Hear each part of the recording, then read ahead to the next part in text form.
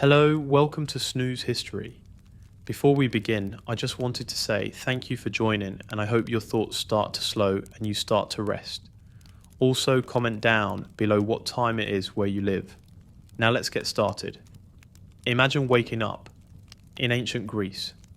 The world around you is still wrapped in sleep. The first rays of the sun slip over the hills of Arcadia, spilling gold across the olive groves. The air is cool, yet the promise of heat lies waiting beyond the horizon. You tie your sandals, the leather creaking softly, the same way it has for generations. Your heart beats steady. Today, your journey begins. You step outside your small clay home. The earth smells of dew and dust. Your mother stands by the doorway, holding a small pouch of olives, a gift for the road. She says nothing, but her eyes hold everything. Pride, fear, and love. You bow slightly, and she places her hand over your heart. You turn away before she sees the tears gathering in your eyes. The road stretches out before you, endless, winding, and full of stories yet untold. The journey to Olympia is no simple path. It is a pilgrimage, a test of body and spirit before the real contest begins. The dusty road hums beneath the weight of hundreds of footsteps. Strangers fall into rhythm beside you. Farmers, poets, soldiers, and dreamers. Each bound by the same invisible thread, the call of glory. One man walks with a staff carved with his family's crest. Another hums a hymn to Zeus under his breath. A boy barely 16 skips stones across a nearby stream.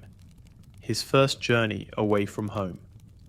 Each traveler carries the same hope, to see the sacred flame at Olympia, and to stand, if only once, before the gods themselves.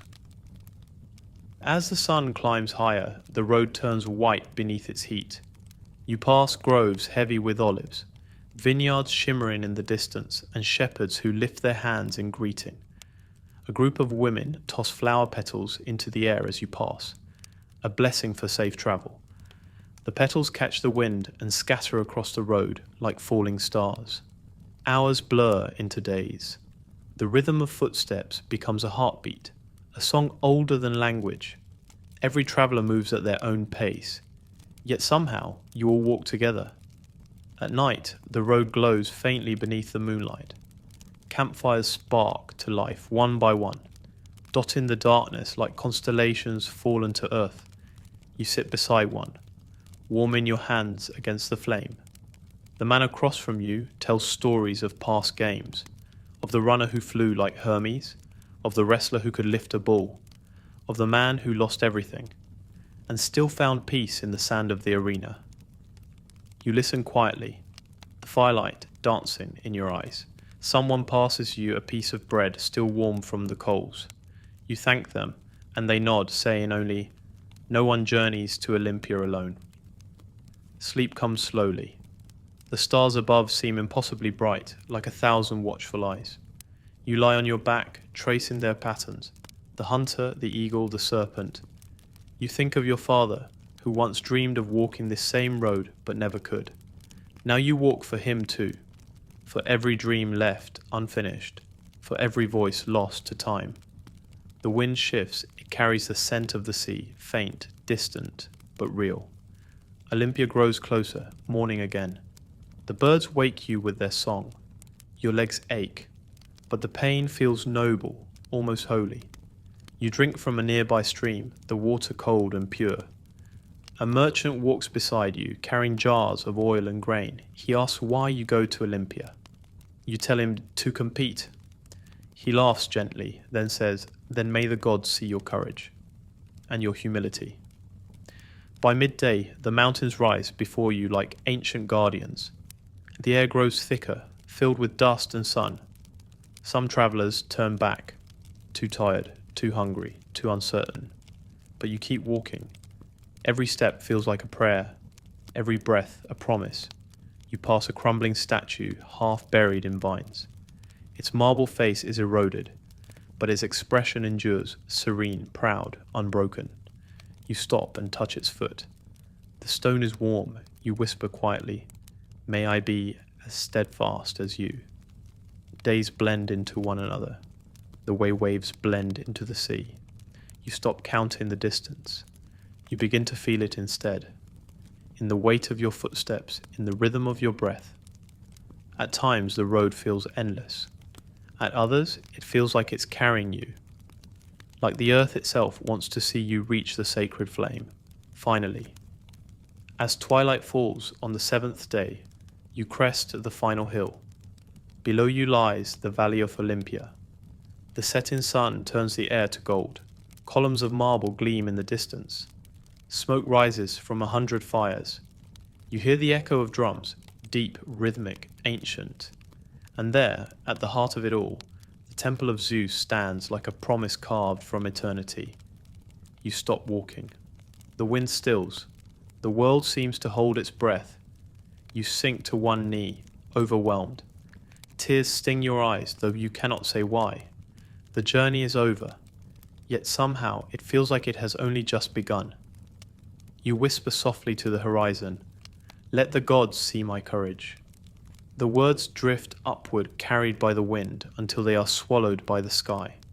The road bends, and suddenly the world opens before you. After days of dust and aching feet, you see it, the valley of Olympia. A river glints in the sunlight, weaving between green hills and marble temples.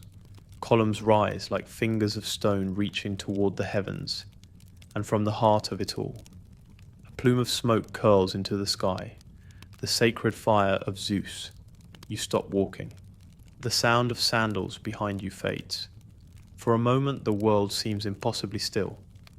You've heard stories your entire life, of heroes crowned in olive leaves, of poets who wrote epics in the shade of these walls, of men who raced, wrestled, and fought not for gold or power, but for glory eternal.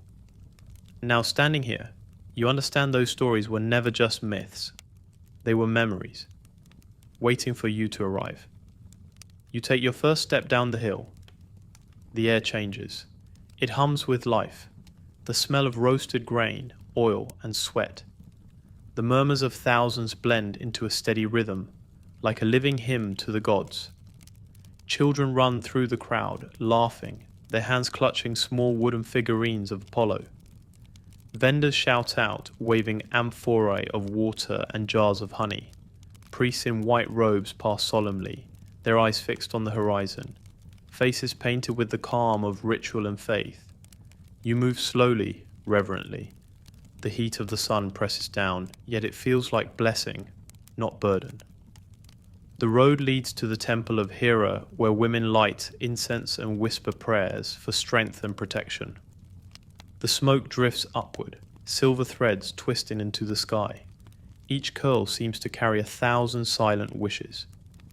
Farther ahead, a procession winds through the sacred grove of Zeus. Olive trees sway in rhythm with the drums. A priest carries a torch, the flame that will burn through all 5 days of the games. He moves as if in trance, each step measured, each breath sacred. People fall silent as he passes. Even the birds hush. The fire flickers gold against his face, fragile yet eternal. You follow the crowd into the Altis, the sacred heart of Olympia. The ground beneath your feet feels alive, as if the earth remembers every footprint that ever touched it. You see the statue of Zeus, towering and calm, crafted of gold and ivory, his gaze patient, merciful, and terrifying all at once. His outstretched hand seems to weigh the fate of all mankind. You kneel without thinking. It is not obedience. It is awe. Around you, life unfolds in 1,000 small miracles.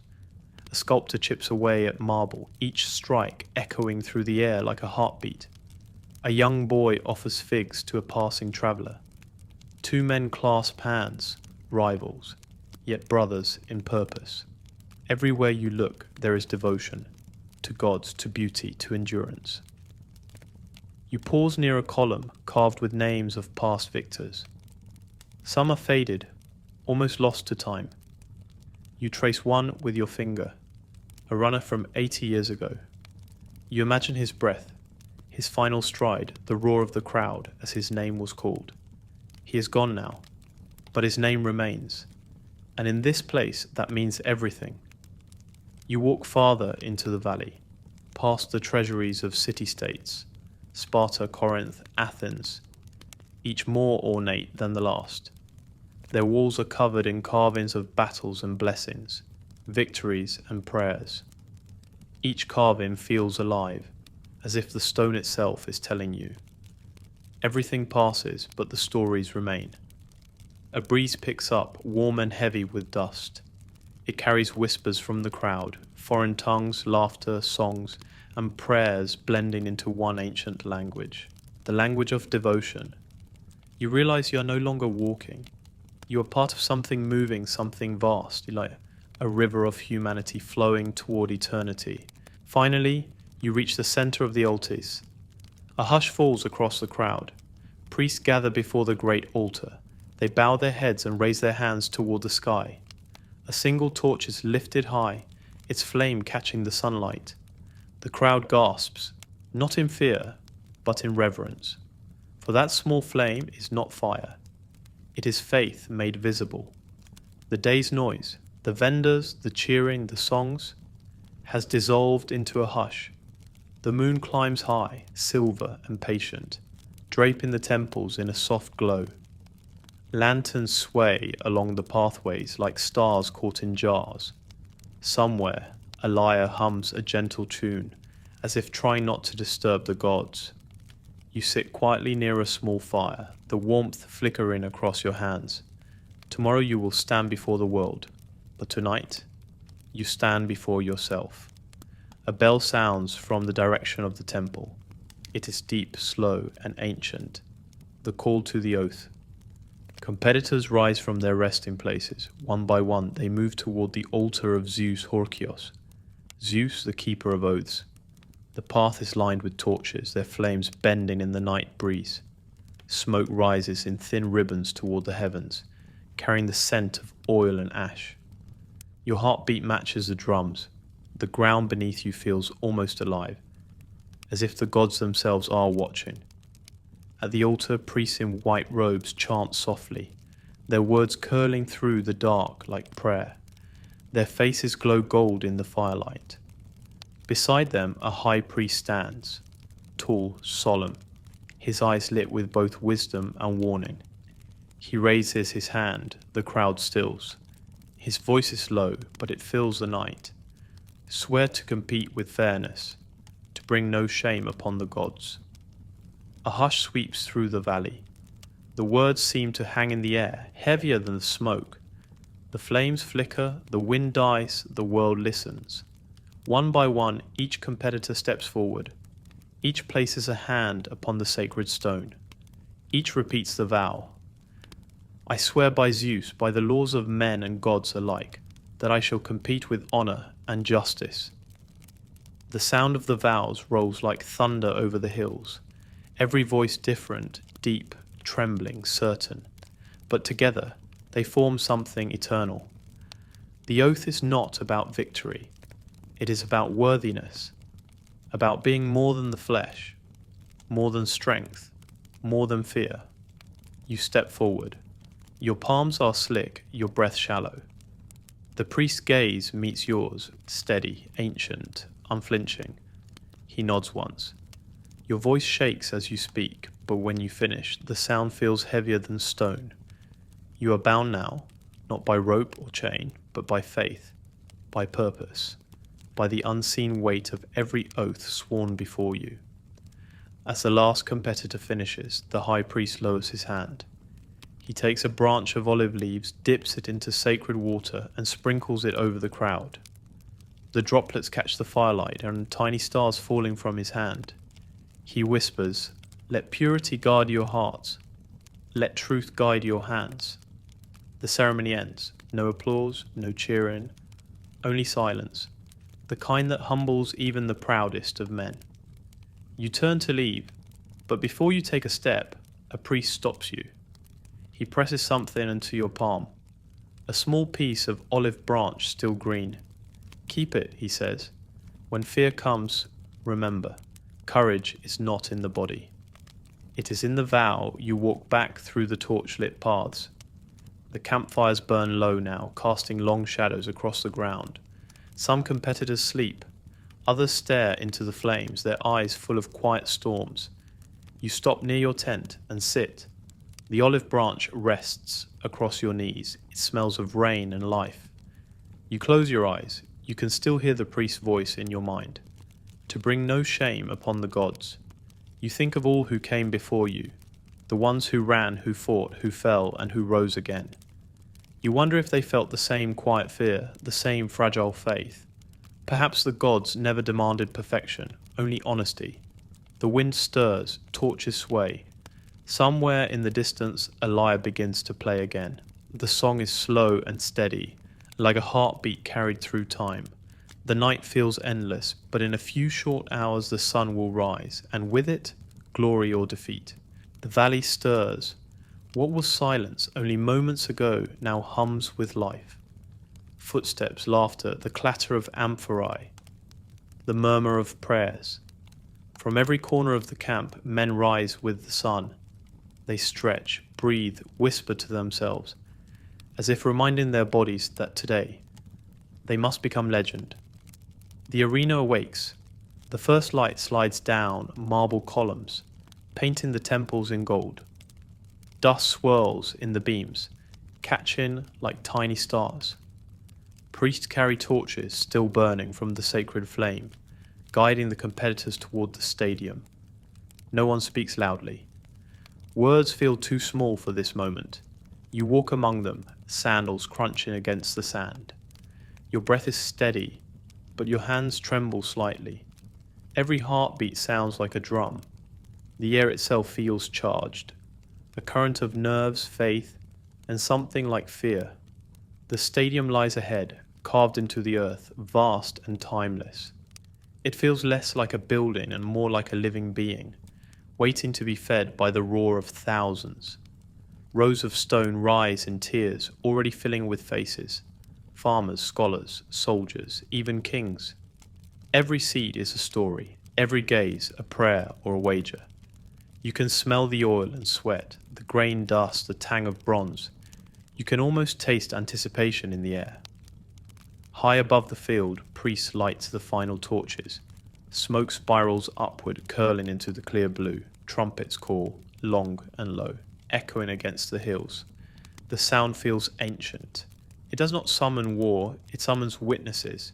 You step into the tunnel, the shade swallows you whole. The walls are cool, damp, humming with memory. In the torchlight you see faint carvings, names, symbols, prayers scratched into stone by those who came before. A handprint catches your eye. Small, perhaps a boy's. Next to it, the word courage. You touch it. The stone feels alive. You whisper, "Lend me yours," then you step out. The sunlight hits your face like fire. The crowd explodes, right? A sound so vast it swallows thought. For a moment you stand there, motionless, caught between fear and euphoria. This is what eternity must sound like. Sand stretches before you, soft, golden, perfect. The altar of Zeus stands at the far end, flanked by two towering statues. Their eyes, carved from marble, seem to watch you personally. You bow your head. The high priest raises his hands and begins the invocation. His voice rolls like thunder. Let the gods bear witness. Let courage guide the strong, and humility honor the fallen. The crowd falls silent. The flame is brought forth once more. It flickers, trembling in the breeze, and then steadies. It is time. You kneel to touch the sand, its warm course grounding. You close your eyes. All the noise fades, the crowd, the trumpets, even the wind. Only your heartbeat remains, slow, steady, present. You remember your vow, to bring no shame upon the gods. And suddenly, it doesn't matter who wins. What matters is to stand here, fully alive, with the gods watching. The announcer's voice booms across the arena, names, cities, glories of old. Each name is answered by cheers, some by silence. When your name is called, the sound is a single breath, then applause growing, echoing. You inhale deeply. For a heartbeat, you feel both infinite and impossibly small.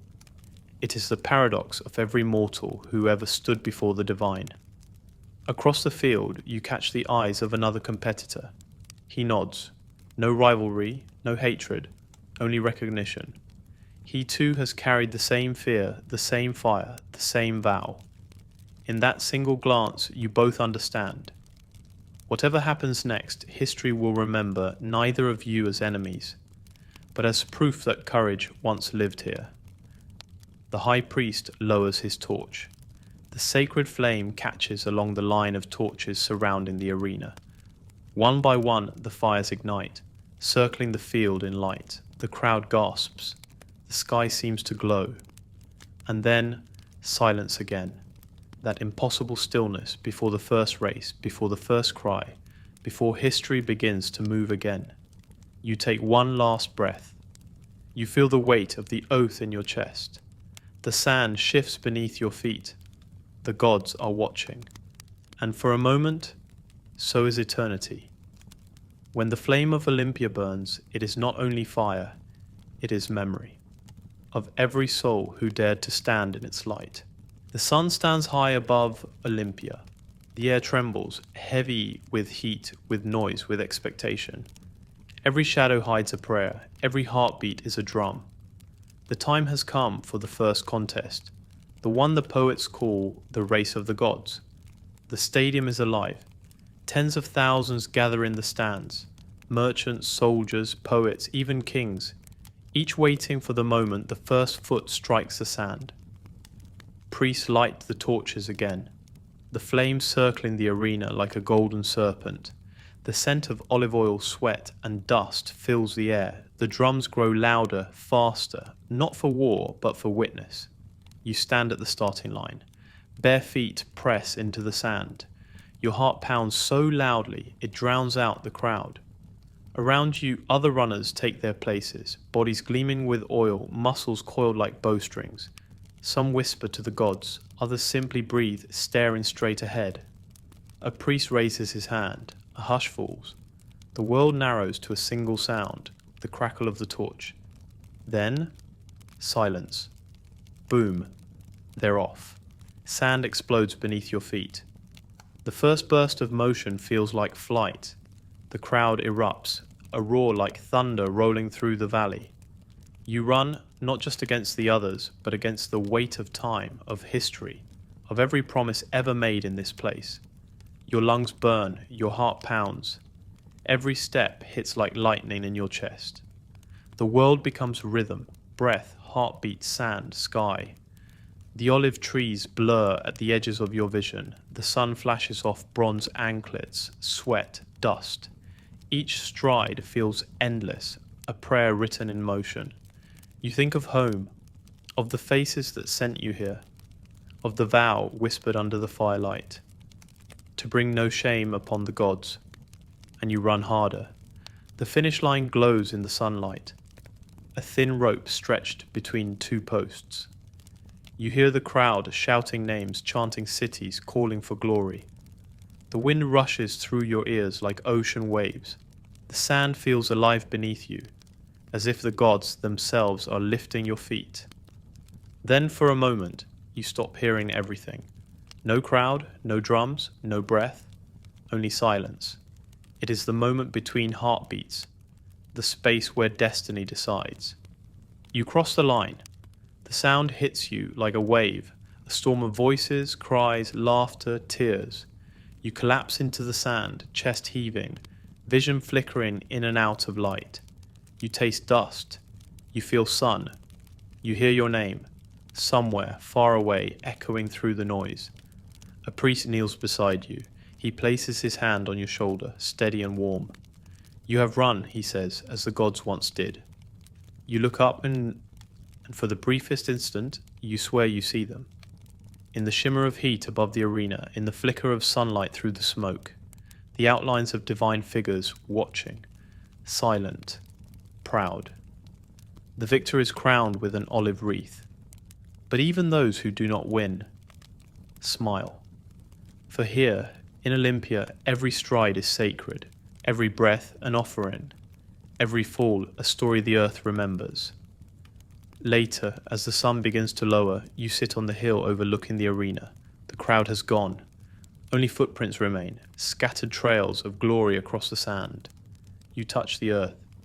It is still warm. You whisper, "Let this never fade." And for a moment, you feel it.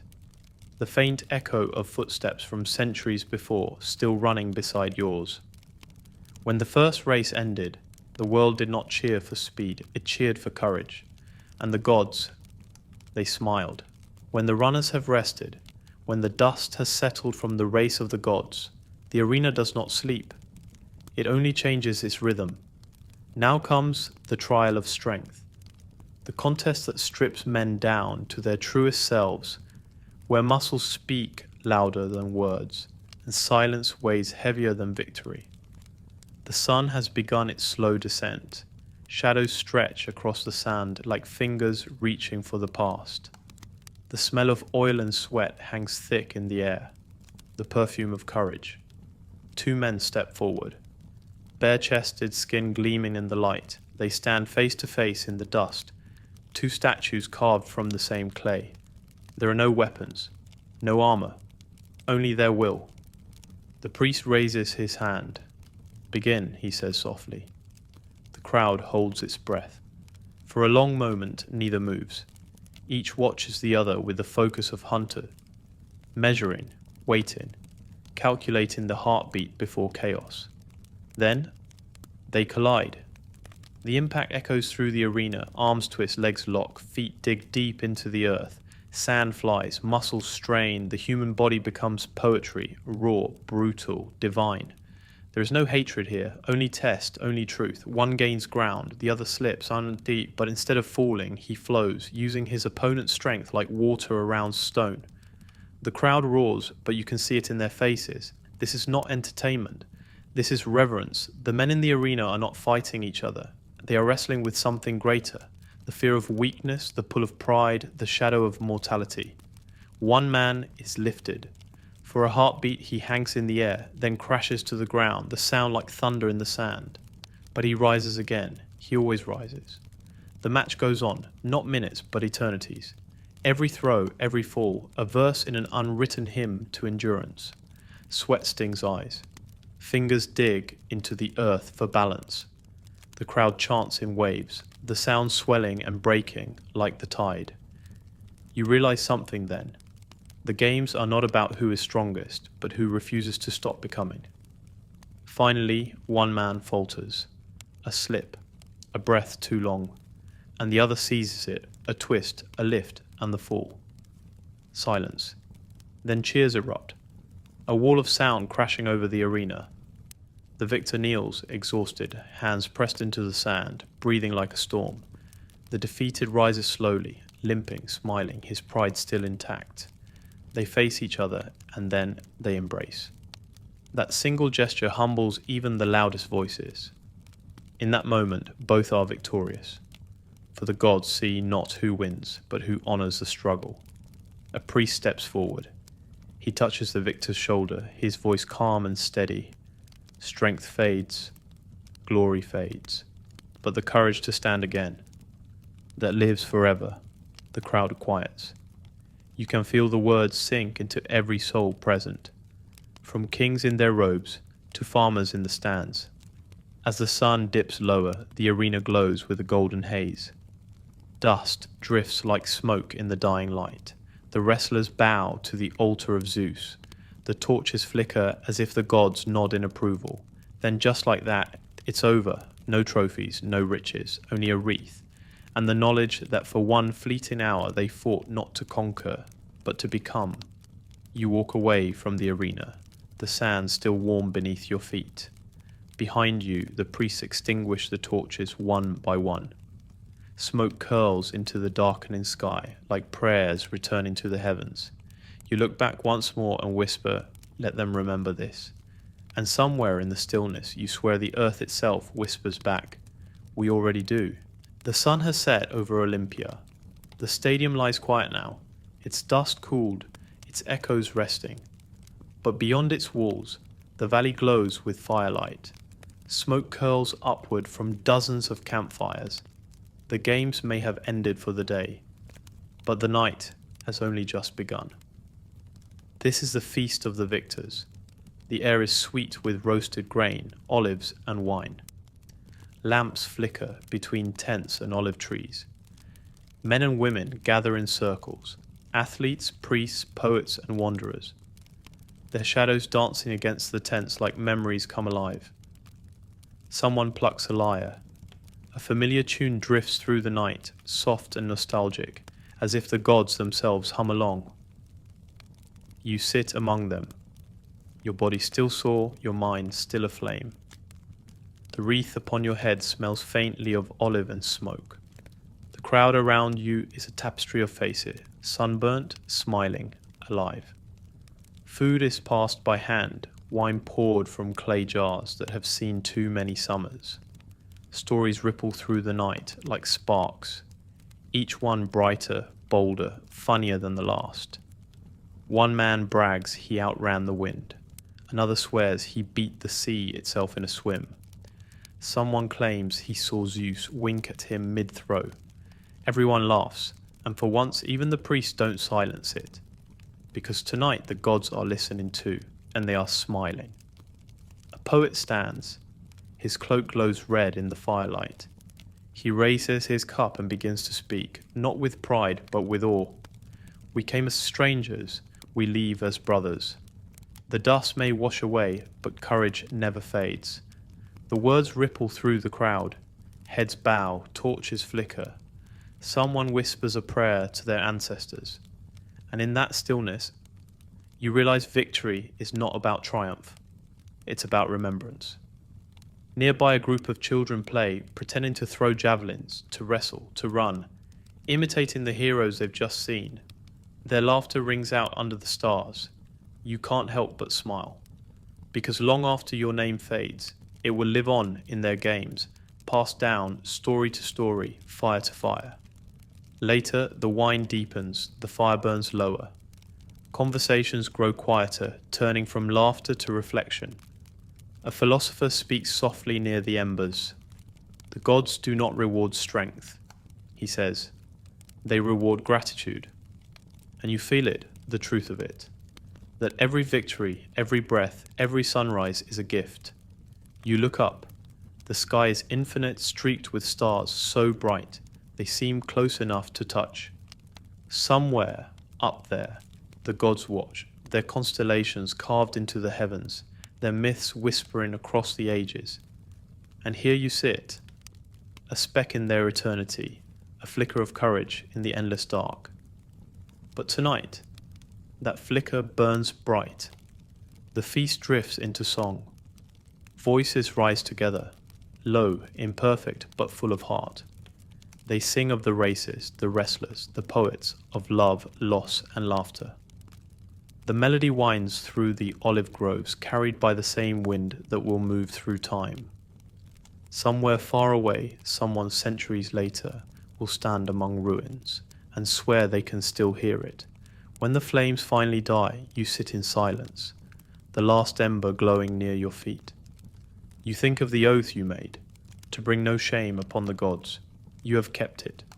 And in this quiet, you feel their answer, not in words, but in peace. The peace that comes not from victory, but from honor. Tomorrow, the games will end. The torches will dim.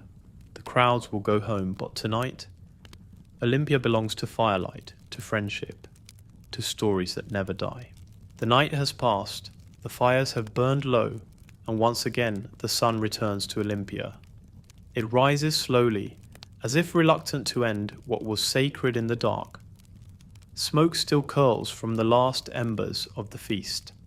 The sand, once roaring with footsteps and cheers, now lies undisturbed, a sea of golden quiet. The games are over. Priests walk silently through the morning mist. Their white robes catch the first light of day. They move toward the altar of Zeus, where the eternal flame still flickers, tired but unbroken. You follow behind them. Each step feels heavier now, not from exhaustion, but from the weight of farewell. Around you, the valley breathes, the whisper of olive trees, the coo of doves returning to the roofs of temples. Life moves on as it always does. The priest kneels, he lowers his torch to the sacred flame. For days it has burned without pause, the heartbeat of the games, the soul of Olympia. He looks up at the sky, then down at the gathered crowd, competitors, poets, wanderers, each marked by sun and time. Then he speaks, voice quiet but carrying through the stillness. The gods have seen, the earth has heard, and time will remember. He lowers the torch again. A breath of wind passes through, and just like that, the fire goes out. For a moment, there is only silence. Then the birds begin to sing again, not mourning, but celebrating. You look up at the empty sky and realize the flame has not vanished. It has simply moved by, from the altar into the hearts of those who watched, those who ran, those who dared. You walk once more through the sacred grounds, past the worn stone steps, past the echoing colonnades, past the broken statues that once watched every contest. Each one seems to whisper as you pass, remember. You see children sweep in the sand, clearing the grounds for the next festival. A mother gathers olive branches for home. A poet kneels to write, his parchment glowing with dawnlight. The games are ending, but life, beautiful, chaotic, unstoppable life, goes on. The path home stretches before you again, the same one you arrived on days ago. But everything feels different now. The dust is softer, the light is warmer. Even your shadow feels wiser. Along the way, you pass others. Runners with tired smiles, wrestlers with bandaged hands, traders laughing, poets humming. Each carries something invisible, a story, a lesson, a flame. You nod to one another, not as strangers, but as kin. At the edge of the valley, you turn back for one last look. Olympia gleams faintly through the haze, its temple silver in the morning light. You close your eyes. And in that stillness you can still hear it, the crowd, the drums, the chants, the whispers of men and gods, all echoing together in time's great amphitheatre. Centuries will pass, the temples will crumble, the fire will turn to dust. But somewhere, on a quiet night, when the wind passes through olive trees, the sound of the games will still be there.